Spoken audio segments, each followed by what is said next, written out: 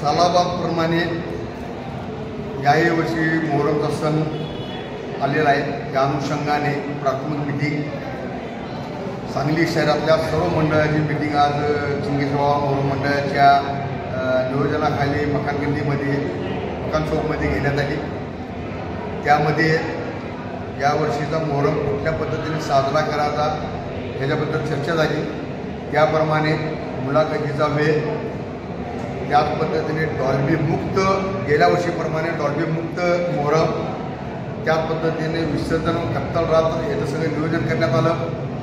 यावर्षी आम्हाला जो प्रॉब्लेम आलेला आहे महापालिकेच्या दिरंगाईमुळं जी पारंपरिक 100 वर्षाची आमची जी जागा होती त्या जागेमध्ये यावर्षी आम्ही मोहरम साजरा करू शकत नाही।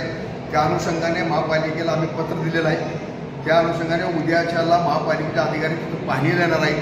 महापालिकेचे अधिकारी आल्यानंतर त्यांच्या आपलं काय होतं काय नाही बघून तिथं मुलाखत करणे शक्य असल्यास तिथंच घ्यायची, अन्यथा जागा तिथं चेंज करून महापालिकेने आम्हाला द्यावी अशी त्यांना विनंती करायची असं सर्वानुमत ठरलेलं आहे। त्याप्रमाणे आज सर्व मंडळाचे कार्यकर्ते, मंडळाचे अध्यक्ष इथं उपस्थित होते आणि या मंडळाचं, सांगलीच्या मंडळाचं वैशिष्ट्य आहे की सांगलीमध्ये मोहरम मंडळ हे हिंदू मुस्लिमचं ऐक्याचं प्रतीक आहे। कारण सांगलीमधल्या मोहरम मंडळाची नावं दुर्गा माता मोहरम मंडळ, छत्रपती शिवाजी महाराज मोहरम मंडळ अशा नावाची मोहरम मंडळ इथं आहे। त्यामुळे सांगलीमधला हा जो मोहरमची परंपरा आहे, सामाजिक ऐक्याची परंपरा आहे आणि त्याप्रमाणे सांगलीला एक वैशिष्ट्य असं आहे की पंजे ज्या टायमाला विसर्जन केले जातात त्या टायमाला सर्व पंजे जोपर्यंत गणपती देवाच्या पुढे जो उभा राहून गणपती देवाचे पुजारी मूठ घालत नाहीत तोपर्यंत विसर्जनाला पंजे जाऊ शकत नाही अशी परंपरा सरकारनं घालून दिलेली आहे। आणि ती सरकारी परंपरा आज पण निघून जाते। ज्या टायमाला सर्व पंजे गणपती देवाच्या पुढे जातात त्या टायमाला गणपती देवाच्या समोर थांबून खतम पात्या दिला जातो आणि त्याच्यानंतर आत पुजारी येऊन त्याला उगून घालतात आणि त्याच्यानंतर पंजे विसर्जन जातात। तर सांगलीमधला हा जो मोहरम आहे हिंदू मुस्लिम ऐक्याचं प्रतीक आहे आणि ऐक्य असंच टिकावं यासाठी मोहरम मंडळातर्फे सर्व काळजी घेण्यात येणार आहे। शांततापूर्व कुठलाही आक्षेप न येण्यासारखा मोहरम मंडळ साजरा करण्याचा सर्वांनी एक मात्र निर्णय घेतला।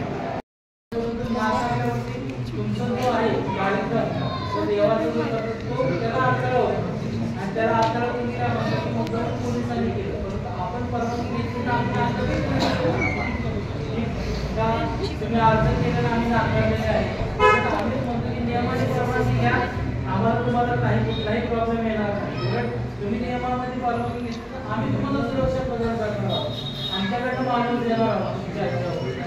या दृष्टिकोनातून प्रत्येकाने परवानगी घेण्याचं हे करा। तसंच आपली जी जागा आपण निश्चित करणार आहोत, उद्या उपायुक्त येतील, कोण येतील ते माहीत नाही, त्यांच्याशी चर्चा आमच्या पोलीस स्टेशनकडून कोणतरी येईलच त्या दरम्यान, त्याच्यानंतर चर्चा करून जर कुठली जागा फायनल करायची असेल तर त्या अनुषंगाने महानगरपालिका, पोलीस विभाग, परत संबंधित विभाग सर्वांची हे करून त्यांचं म्हणजे फायनल